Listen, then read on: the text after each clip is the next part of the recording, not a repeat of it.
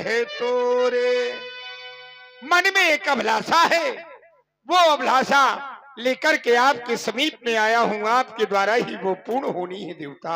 राजन, वो अभिलाषा कौन सी है? भया हूं राम, मेरा बेटा राम सब विधि से लायक हो गया है। भया हूं राम सब विधि सब लायक। अयोध्या की प्रजा राम को इस तरह से चाहती है जिस तरह से राम को स्वयं मैं चाहता हूं। ब्राह्मणों की समाज, संतों की समाज राम को इस तरह से चाहती है देवता जिस तरह से राम को स्वयं आप चाहते हैं।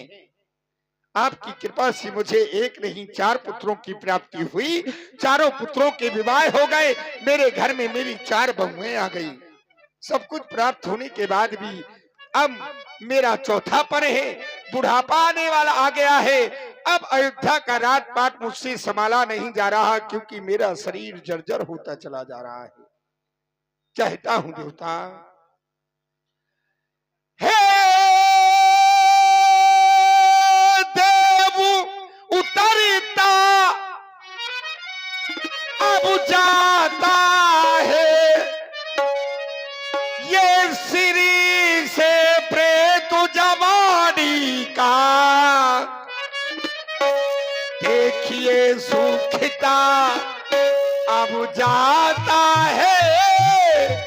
अब अपना खेत जवानी का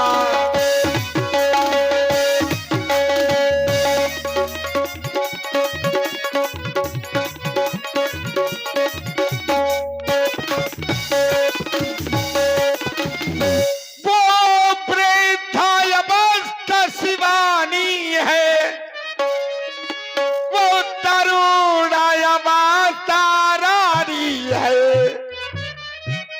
मेरे सोने ही अब सोने में हो रही चांद अब जानी है।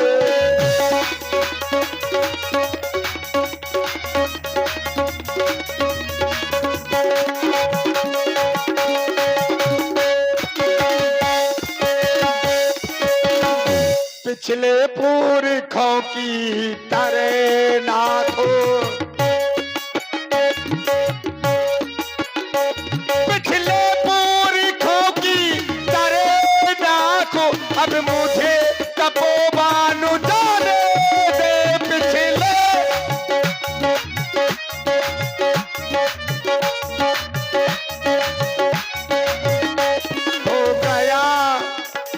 हो गया राज्य के योग्य राम, हो गया राज्य के योग्य भान। अभी उसको राजो चलाने दे। हो गया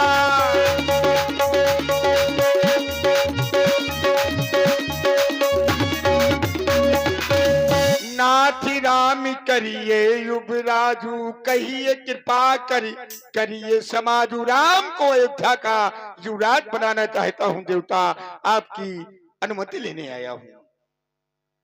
राजन, जो तुमने यह विचार किया है कि राम को इस अयोध्या का युवराज पद बना दे दिया जाए, तो यह विचार तो तुम्हारा ठीक है। क्यों? क्योंकि पुत्रों पर डाले राज्यभार है राजाओं का कर्म यही, और चौथापन परमात्मा को दे है गृहस्थियों का धर्म यही। तुमने यह विचार तो सही किया, लेकिन आज मैं सोच में पड़ गया व्यास जी।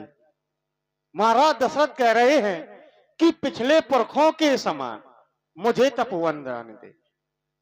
तो महाराज, तुम्हारे जो पिछले पुरखे थे वो तपोवन नहीं गए। पिछले पुरखे क्या तपोवन नहीं है?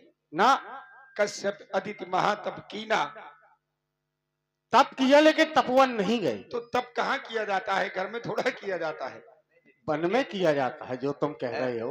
गुरुजी के विचारों को समझने का प्रयास करें महाराज।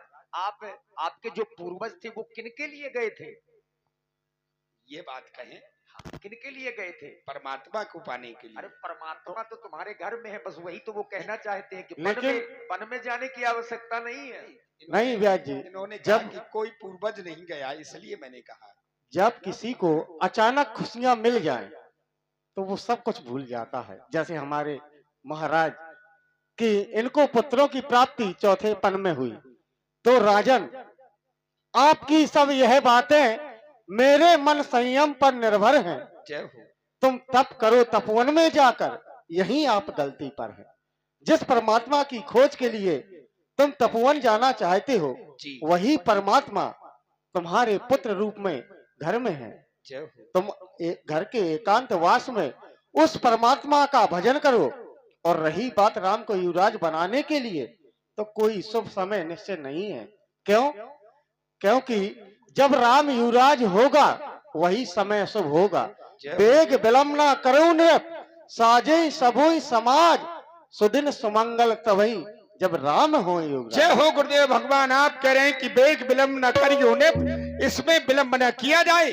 तो मैं आपके श्री चरणों में एक निवेदन कर रहा हूँ। कौन सा? आप राम के भवन को चले जाए, राम के भवन में जाकर के राम को बता देना, कुछ सीख दे देना, शिक्षा दे देना कि राजा के क्या नियम और संयम होते हैं। बस मैं यही निवेदन आपके श्री चरणों में कर रहा हूँ। हम अभी जाते राम के सदन की ओर, तुम राज के अन्य कार्य देखो। देखिए गुरुजी ने तो कह दिया कि जितने जल्दी होए